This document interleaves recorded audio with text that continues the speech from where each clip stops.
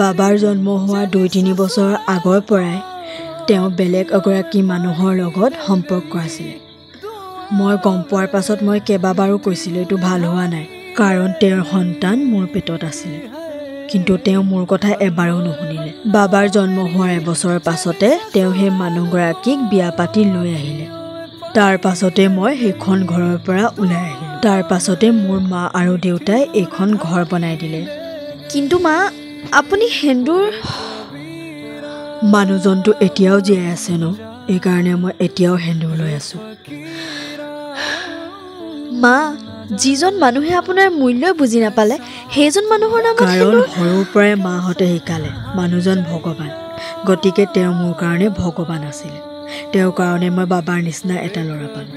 বাৰু সেইবোৰ বাদ দিয়া, তুমি বাবাৰ কথা এনেকৈ চিন্তা কৰি কৰি এনেকৈ আৰু কিমান দিন থাকিম বুলি ভাবিছা?